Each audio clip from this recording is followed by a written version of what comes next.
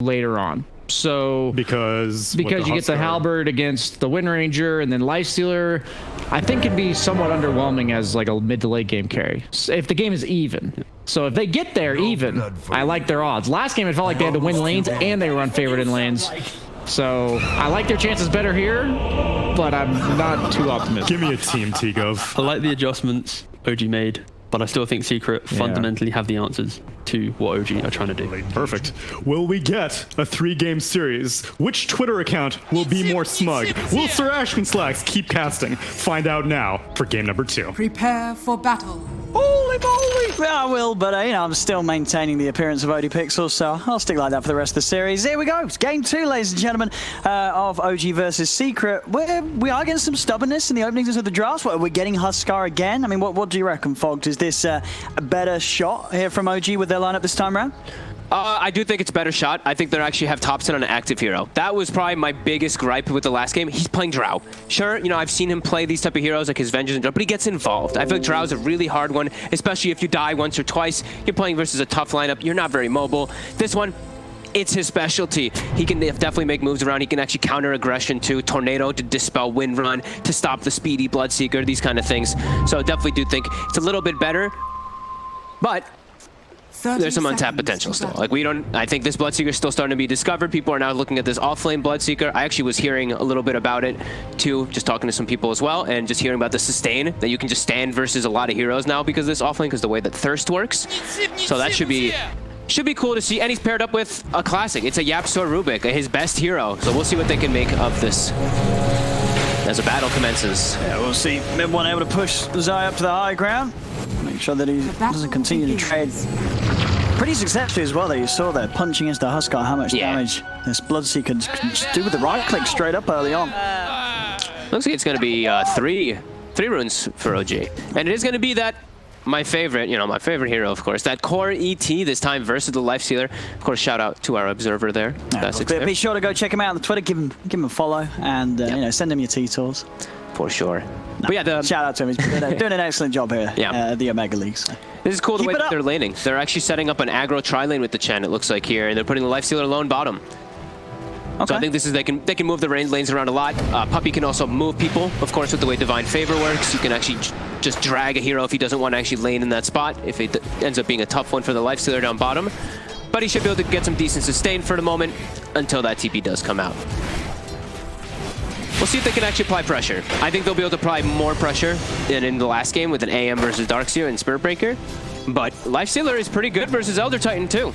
As long as the ET does not get creeps in order to actually amp up his aura, Lifestealer can just turn and hit him. Oh, this top lane.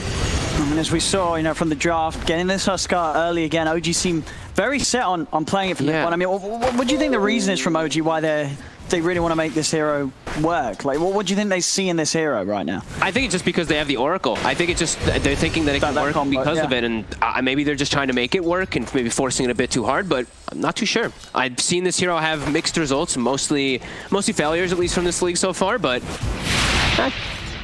gotta learn somehow, right? So definitely trying to experiment. Seeing this mid matchup, this is one thing where, you know, it is a Thompson hero. However, this matchup is worse, actually, than the Drow Ranger versus Wind Ranger. This is a tough one for the Invoker early on. He's got to start building up his damage, though. He's going to be able to sustain because of the 2 points in Quas. So he'll recover as the lane progresses. But the first few levels are a bit tough. Yeah, very hard to get the CS against this Wind Ranger. Yeah. The Wind Run gets popped. Tornado to dispel it very quickly so he can get some trades. And we're seeing bottom, they did sentry ward the small camp to ensure that Puppey can't abuse that one with his creeps. And they did actually allow the big camp spawn this time. They blocked it the first initial, but as an ET, you know, you really want to have this side camp open. There. You want them to be able to get stacked up so that you can apply the pressure onto a hero like Lifestealer. Zai does get the clip on the Blood Right onto mid one there. Yeah, has to be a little careful. A few of the spears stacking up on him. They'll toss mid one to the side. Bottom lane, Puppey getting going on. He's going to go for the TPA. He's not going to make it away, though. Seb will take first blood.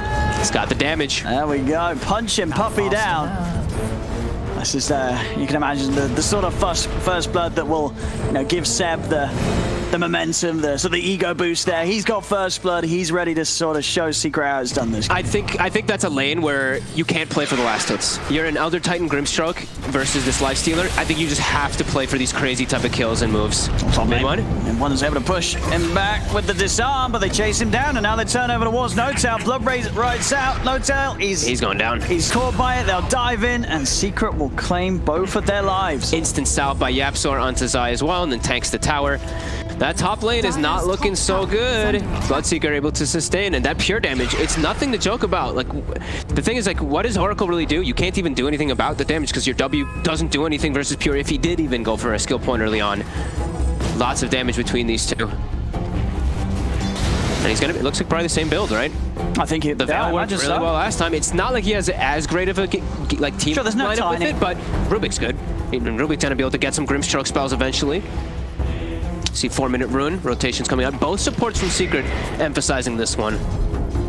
They really want to fill up Nisha's bottle. Yeah, they're going to be able to do so. DD rune as well. Spawns on the bottom for Nisha. And they can do these rotations a little bit easier because they have these strong side laners. This Rage built-in Lifestealer, this Thirst speedy Bloodseeker who's had a good start. They can move for those runes early on and not jeopardize their side lanes too hard. Sure, like Matu's going to get pushed away from the wave, but he's not going to die down here. No. Unless he misplays, like, completely. Or they get an early point in silence. But now Saksa, he steps up a bit far. Oh, Matu. Whoa, the damage. Gotta be a little careful of those punches from Seb. The dispels. That creep, they have to kill it. You have to get rid of that one there. It can dispel both the Inkswell, and it can also dispel the Astral buff onto the ET. So yeah, they have to make sure that they get rid of that one there. And they will. Mid one. They're gonna start is building going up. in onto him. He nearly gets locked into it. The silence, of course, does still catch onto Notail. And Notail will get the kill in return, but he may die as well for this. As YapzOr's hunting. Can he find the final right click? Notail juking it out in the trees, getting the Purifying Flame heal stacked up. He'll be able to survive that as he hides himself in the trees. Looks like the pushback actually got YapzOr out of range to be able to lift and throw the Huskar into the Blood Rite for a second there. Ends up actually getting them a kill. And now bottom. I mean, Seb has actually forced out the Lifestealer. Yeah, so all in all, though, 5 minutes in, definitely improvement from what we saw in game one from OG this time round, coming out solidly even across the lanes. Yep, and we see, I think YapzOr maybe just snagged that from Nisha a little bit there. Nisha was pinging it, but either way, they got those bounty runes top. And we see Matu, he can safely TP back to base because he can just get raptured all the way back with the Divine Favor from Puppey. So keeps himself there. Shackle on the side. Oh, he's going to be able to find Notail. Notail turns with a disarm, but the two of them will be able to play around with him and kill him off. The kill for Nisha. YapzOr didn't take the kill with Fateball. What the hell? Yeah, I mean, that's when you know the Secret are trying their hardest. Yeah, seriously, what the? No kill stealing today from YapzOr. Instantly ruined. Nisha does not get lucky guessing bottom. Topson will be able to deny out here. Doesn't care about it. Already earned finished up for Topson, and like we said, this game, Topson, on an Invoker, he can deter a lot of the aggression. Especially versus a hero like Wind Ranger, that you can dispel that Wind Run. So he can easily show up and counter gank, or even set up ganks, because they also do have the ET with the Invoker. So we've seen that one earlier in this tournament in particular. Tornado plus Stomp, easily to land and set up those EMPs. Dire's structures are fortified. Nice, using the fort here to deny those extra creeps away from Nisha. Keep that pressure in onto him, onto the tower. There's that little Purge creep again. They have to, I mean, this little Purge creep will make their bottom lane not be able to be aggressive at all. Top Zai. Top. It's going to start playing aggressive as he hits 6. Drops the Blood Rite down. Not quite in a position to kill off Notail, but the Fade Bolt is destroying mid one there. Take him out again, bottom lane. Seb trying to go in onto Matu. Puppey and Matu trading back though onto him. This dispel, I mean this creep, like he had a ton of astral stacks there from the creeps on the side, but it just gets dispelled off all that damage that he builds up. Matu's getting low again here. Here comes the creep to purge it off, but it might be late. They're chasing in. Seb, he's diving for this one. YapzOr able to TP in reaction, and Seb, he gets a little too aggressive there. Not expecting YapzOr Purge creep to be able to TP across. And as you say, Puppey with that micro setting up a secret to find both of them down there. YapzOr 6, it's 7 minutes in. Wait, what the hell? That kill top really surged him forward there, but I mean, that's... All right. Level 6 with Arcane Boots pretty much done. Typical YapzOr, even though he didn't secure the kill with Fade Bolt earlier. And that was very ambitious there from Seb, that dive. He went in, and I don't think there's many scenarios where he gets out of doing that. I mean, I'm sure maybe he was he could have got Matu. Like, there was that chance, but didn't play out. They tried for the cheeky play with that like silence coming with the Phantom, but wasn't able to get it. Nisha though, rotation from Saksa. The silence, but YapzOr's going to be able to break the combo initially. Thompson still has the Inkswell on him. They've got the nukes on. Tanisha back up from Zai coming in from the top lane. Oh. Straight away, they pop the Invoker. They will lose the Wind Ranger. Zai's going to try and chase down Saksa and No-Tail. See how much more they can go for. There we have Inkswell. Zai leading in. Stun connects in onto No-Tail. Blood Bright's down. No-Tail will get hit by it, but the backup's here from Seth. And Seth will start to push the two of them away. YapzOr's able to grab the bounty rune that have been left there for the last 3 minutes on the way out. Gets his arcane boots completed because of that too, and he's being able to give Zai mana. So Zai in fighting form again. My God, the blood rate damage. That early on, when he's already level 7, so it's 300 pure damage. It's the highest effective nuke in the game. Radiant's Look at Soxy, he has to dance around here to try to dodge it. We'll be able to. And maybe having a shot at killing off Zai here. They get the cold snap and the EMP. Zai needs help. It's coming in. Puppey with the TP. Zai is into the trees and he's away. And he's speedy now. Couldn't quite kill him there, the three of them. Tons of moves coming out from OG to try to respond to Secret's advantageous start again. Yeah, into 3. it's... And look at this, like Matu now is able to get so much space out of bottom when it was looking like he was going to suffer maybe a tiny little bit, but now he's pretty much got the armlet done. And something that Elder Titan does not like playing versus is any of that plus armor as your aura. Sure, your astral works, but your actual natural aura gets countered as mid one. Nisha's trying to catch on to mid one. Dyer's a freebie. middle tower is under attack. This is going to continue to just enlarge the difference between mid one and Matuma Man's game. Like, we're seeing the timing, as you say, on Matu's armlet in comparison. He's going to be able to do so much more at the point where Mid-one's not going to be quite ready to turn up to these fights. Yep. The only way that they can get those type of kills there is if Saksa actually gets the Phantom from the tree line. If he does it out of, like in Fog, and he gets the silence off initially, then maybe they can go for those connects, but not able to do so the last few times. Matu will outclick him for the rune here. Nice tag. Anyway, he has the rage. Yeah, it's not a... You're never catching up to this lifestealer now with the phase boots, the rage. And now now he has the armlet done pretty much, so that much stronger. He needs just a couple more last hits and he will have it. Top forcing reactions, going for a dive here with the Fade Bolt, with the Blood Red as well. So much burst damage with this early Veil too. And again, this early lead, I mean 10 minutes in, but it's a 4K again. lead. Yeah, and Thompson, like that one death actually costs him so much. Like he's down with the supports, with the Rubick, with the Bloodseeker, the offlane. His net worth is crippled a bit here. Keeping themselves top, keep applying the pressure. Mid-one has to be so careful. If he's at like half HP or 3/4 HP as a Huskar, Blood Right, pure damage, a Fade Bolt, and a Stolen Spell, he's just dead. He actually has to move out of the lane and go farm some jungle now because of that. I mean, and where is the power from OG in this game? In the first game, we were always looking towards when they'll be able to group up as 5, and considering that could have had potential, obviously. They didn't try. They got too far behind early on. They wanted to try for the tree line. It gets dispelled instantly, though, the Inkswell. The Purge Creep again. Puppey always having the right one. Yeah, the Alpha Wolf as well, giving that extra bit of punch to Matu. Yeah. I think the biggest thing is really whenever Thompson wants to start moving with the ET, I think they have to set up some Stomp, Tornado, EMPs as Thompson. He's Ghost Walking, but he's being seen. The Thirst. Oh, he's going to live. 10 HP. And they'll be able to punish Nisha for that. TP's come in. All right. Keep Thompson alive. Oh my god, he almost died because of the vision from the Bloodseeker. Dyer's top tower ends up surviving, but they do lose a very early tier 1 bottom. And the top lane. Top 2 Zai. I mean, he's got 1,300 gold on top of the Veil. This is a fair bit of money on this. Soul Flame Bloodseeker yet again, mid lane. Matu's going to come in. Tried to set up onto mid one. Doesn't want to run back in, though. There's 4 heroes here on OG. That is a scary steal. It is a level 4 Inkswell on a hero that has Rage built in. So Tornado, sure, amazing to counteract that Inkswell, but if he's raged, he can just beeline right through. Exactly. So I do think Secret's probably going to look to just fight whenever a fight does come to them, but this time, Zai might get caught out pretty far forward. No, just no messing around for the silence. Dyer's middle tower. There's no cold snap because of the silence. He lives. And they're pressuring the mid-tier 1 tower. Secret just finding any opportunity to take away these very early towers here from OG. No defense in the mid lane as that tower will fall as well. 12 minutes in.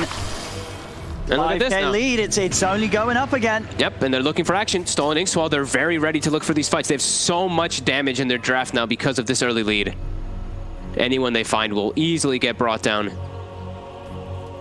All of OG, though, kind of responding here. Thompson is top. Here we go. The catch is in. They've got the shackle shot. Mid-1 needs to save straight away. False promise comes out from No Town. Mid-1 jumps immediately over onto Nisha. They have the X-Frost done as well. Nisha falling low. He'll go down. They'll get the Wind Ranger. As Matu dives in over towards Saxon. Now turning over back towards Mid-1. The stolen Purifying Flames there from YapzOr, nuking Mid-1 out of the game. My God. They may have gone Nisha, but they lose 3 heroes for it. Matu survives. His farm starting to get quite a bit ahead of anyone else in the game. This armlet into Deso is going to come out at a very good timing for the Lifestealer. Yeah, and I mean, I'm seeing OG. They've queued up a Midas on Invoker. I believe I saw Midas queued up on Elder Titan too. It looks like they're going to take it, try to take it to the late game because of how this early game has gone. I mean, they're going to try to go for some farm build. Do they have the heroes to do that? Who's the late game hero on OG? What's the potential in that sense? I mean, it's the Invoker and the ET for the most part, but I mean, this Lifestealer has built-in rage. He's excellent versus these heroes as game progresses no matter what. Nisha does start to fall off a little bit versus them, but Lifestealer is definitely the one who reigns supreme for the majority of this game, if not all of it, especially with this type of lead.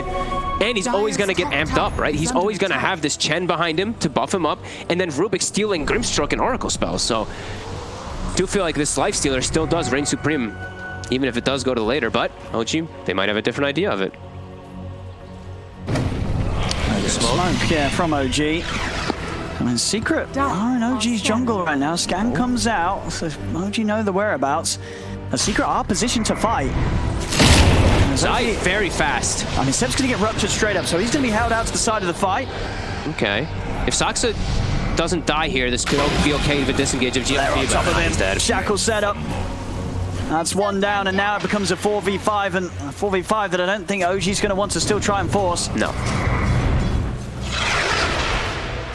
Look at Matu. Like it's the way he's playing.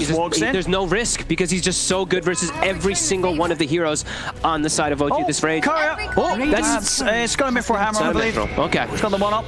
Nice little snipe there by Thompson as he's making his way to Midas a creep. And maybe the Midases are also for the Chen creeps, right? Maybe that's why they also. Okay, that's true. It is the Chen counter. Yeah, I was trying to. A very expensive one. Very expensive indeed. But look at Poppy. He's always having the purge creep. It's so important when you have these type of dispels. Now he's got 2. Versus Elder Titan, even Oracle too. It can be very good versus Grimstroke. There's a setup into the blow. Right, Matu, he's straight on top of Thompson. Thompson just gets destroyed. No Tail doesn't even get a chance to use the false promise on him. As Thompson goes down, Matu trying to run over the high ground. Saxon there with the counterplay. They lead forward. Oh, he gets away. He's into Nisha. He's straight back out and he's ready to fight on. The false promise will get used onto Mid-1. But they're outnumbered. They're down to. Mid-1's going to take so much damage through this false promise that he's going to pop as it comes to an end. Oh, this is insane. Oh, it's starting to look like a bit of a replay of game 1. 8K lead, 16 minutes in, 18-5. They're just so good at looking for the right fights, and they've got a mech to counteract everything there already. OG, they're nowhere near that type of mech. They have the one save, they have the one false promise, but look at the way that Matu's playing. We're saying he's playing with no risk, no care. He's just running through heroes, targeting exactly whoever he wants, and they lose Thompson at the start of it, so it was a fight that was near impossible anyway. Oh, man. I mean, Secret's just out of control. Secret indeed. 8-0 and 8 on YapzOr as well, by the way, on his signature Rubick. 16 of the 18 kills. He's having an impeccable performance. Dire's top tower is under attack. And just look at the damage split between the 4 of Secret. They're just in tune. Everybody's making plays on Secret. Everyone's getting equally involved. Yep. Like they're just all on the same wavelength, Secret, and it shows it. Yeah. OG trying to get something together against this lineup, and for the second time in this series, it's just not falling into place at all from OG. It's falling all over the place. No, it's the way that they're making all their heroes work together is why you see those damage numbers. Like the reason YapzOr's damage is so high is not only because he's YapzOr, but because he's got the Veil back up from his teammate, from that Bloodseeker, and he got given level 6 at 7 minutes. And he got just look at it, level 12, and he's got his Blink Dagger on top of the Ether Lens at 17 minutes. He's nearly about to overtake the farm. Mid-1 and Thompson. Yeah. He's higher level than Thompson. They're now getting some time to at least hit a tower here. Finally here on the side of OG. Tower that they've been able to punch really in this game, OG. Sai quickly starts to deter that. Has a Yule's already finished up, and he's actually getting it raptured out, but he will actually, okay. He'll use himself to make sure he doesn't get hit so that he can get pulled away and ensure that he survives as well. I mean, they get a tier 1. but they're losing a tier 2, and of course the all-important pre-20-minute tier 2, so now Secret, Yep. if they can finish this with the availability of denying any of that 20-minute outpost XP from OG. And there's already an MKB now on Nisha. So that Huskar, who ideally you want to be able to get a halberd at some type of time, evasion's already going to get countered heavily. And the damage, like we said, the Veil, plus the Blood Rage, plus that Focus Fire with an MKB is going to be crazy. See Matsu, He gets with the the rage rage, and even starts to turn towards them there. Does realize that OG's got the full squad around him. Matsu didn't quite have the backup in the neighborhood, so he's out to the side, continuing to go for this aggressive build. Armlet, Deso into the Basher. Smoke by Secret. I think they're maybe going to try pressuring the base here. They're very strong right now, and they have Aegis, they have Deso, Armlet. They could catch people on the rotation. Matu holds his ground, walks to his teammates, does get caught by the stomp though. Gets his armlet back off though. Yep. And Tanisha, he's saved. And again, just Zai just putting down these blood rights, forcing this whole area where OG struggle to fight into. So there's a smoke to put a base ward so they can see inside, and they're just actually going to look to sandwich them. They're here. just wrapping around. This one, he's going to start to step towards them, but they just jump out, and immediately it has to be false promise. The shackle doesn't latch. Everyone's going to jump in aggressively, he's being ruptured. He's going to take so much damage. Matsu, let's get to the backlines. The lift up there onto the Invoker, 3 dead. It's starting to look just as bad as game 1, Fogged. It really is. Certainly is. Look at, they even still had hand to God. They did use the mech, but OG, they don't have anything to match this at all right now. Secret just, I mean, it's flawless play here. The way that they smoke and wrap around, they set up the ward too. This is just no mercy. And Matu with this just such a favorable hero matchup versus what he's against. He's, like I said, he just has no fear. He can just run into anything he wants. My goodness, 21-5. I can't remember what the score got to in the last game, but I think it was 30-something to 4. I Something think it was to the 5, to 5. maybe. Yeah. It's heading that same way yet again. I mean, some of these KDAs, as you're pointing out earlier, the YapzOr 809. Insane stuff here from Secret, and we'll see what the comeback plan is going to be from OG. As you said, there are Midases online. But they can't, like their lanes are all going to be pushing into their side. And they have a base ward that's watching their movements that they do not know about at all. There's no way they'll ever find that base ward either. So they just saw them all walking out of the base, walking into their jungle. They know exactly, look at Matu. He knows exactly where they are. He's taunting them. Matu doesn't care. He's just going to start going in onto mid one. Oh, Stone Splitter. He's just gone. He's not even a chance to save mid one. 7. Oh, they're just getting destroyed. Matu wants him. Is he going to keep going? He's going to keep I think he's going to chase him. Matu's in the base. He's in the base. Saxon's maybe going this outside of it. Yeah, Matu will finally give up on the chase. Doesn't quite have the movement speed to continue to get him. Mid lane Thompson's out alone. Oh, I mean, goodbye, Thompson. All right. 24-5, 15K lead. We're really going to get 2 back-to-back games of this. This is just Secret. Dire's middle tower. Just destroying OG on an outrageous level. There's nothing close about these games. Look at this Lifestealer. He's Alacrity'd with Blood Rage. Look at all these buffs he has on him, and he even gets to survive, jumping away here. Protecting that Aegis. And Zai, he's feeling it. Dagon's out. That's how you do as the Bloodseeker. Sure. Get out your Dagons. You've got your max Blood Rage already, 30% spell amp. The grab. One again, getting caught out. Match is in it, he's dead again. Nothing can be done to save him. They gotta be calling this. They gotta be. They really have to. A Secret. Holy shit. Like they are. It's really no mercy. Okay, Inkswell onto 2, but he's so tanky already. It's not gonna do anything. It's not doing anything at all. No, it is not. And even the power shot through with the amp up. Are they gonna get this ET as well, Seb? He's trying to get away. He will be able to get away. I mean, maybe not. He'll be able to get away. But he's forced back to the base. Secret, 22,000 gold lead. They're toying with their food now. Oh. Yeah. I mean, are we sure Secret are playing on their main accounts? I mean, what's happening?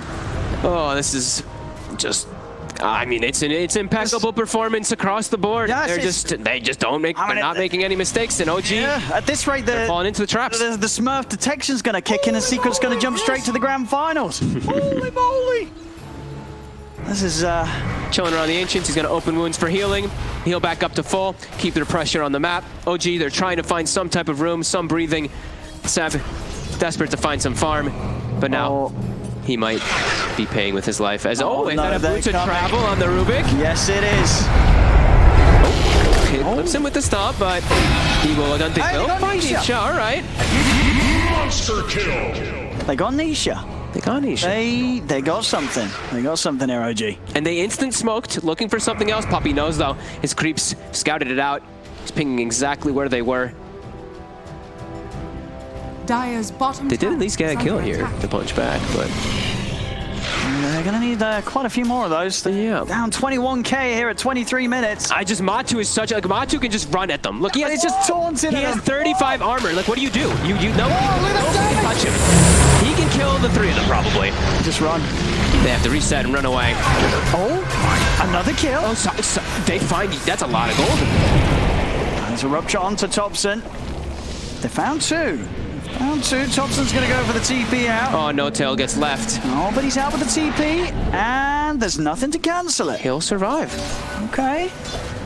A bit of a punch back here from OG. I don't know if we... Oh, he does not survive. No. Did he stick? He had 19 stick charge. Oh, he didn't pop the stick. Oh, I think if he popped that those. may have saved him. I mean, they did so much damage to him with the hits, with the Deso. True, that may have Deso not AC, saved him. maybe not. Yeah. I thought the fountain region might be enough to actually heal him up, but oh my I god. guess Matu just hits that hard right now. Yeah, they're too big. Dire's bottom tower is under Sorry. attack. They've got the detection, Thompson, the Dagon. He's dead. He's out. Anybody's back. He's gonna buy back. And Mid1's gonna try and turn. He jumps in onto Puppy.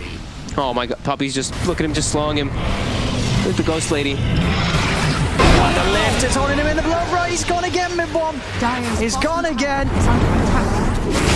OG just pushed back up to the bay. Whoa! life break. YapzOr swagging in with the life break. As OG, they're just getting pushed back by the blood right. Shackle won't latch it. Secret playing around into the siege creep. Matu goes. Another rupture. Ready for some Carty Dire's action. bottom Oh, tower Saksa, is he's under been spouted, he's been found. Stuns the Cardi, but pays with his life. I mean, they're getting Dagon now. That's when it's rough. When you're getting Dagoned. They just look at this, the blood rights to zone them away from going back to their fountain. Zion's By Zai. punching. They will turn. The damage, ET. Oh, Zion on the run. Oh, he's got Essence Ring. He's away. There's another They storm. get the Gets him. stomp. Okay, and the setup there as well. Onto YapzOr, Mid1. He's going to look for the kill. Matu goes in with the range onto Mid1. Mid1 is gone. No save available from No Tail. The pulse punch is still on cooldown. No Tail goes for the disarm and the TP out back to base. Will make it away. Nisha able to finish them off with the power shot. As Thompson goes down, the bottom racks are claimed. 38-9. Over 1k a minute lead here. Yet again for Secret. 29k advantage. Nisha was trying to run away, and Matu's like, no, we're going in, not I mean, out. they certainly are. No Tails out. Right up to the fountain. Oh, Nisha God. dives in. It's a GG. team wipe. GG is called. It's under attack. And not the once, but the twice. Secret. They just decimated. It's not even close. It's not even close. I saw people say, you've got to come up for a new word. This is more than a stomp.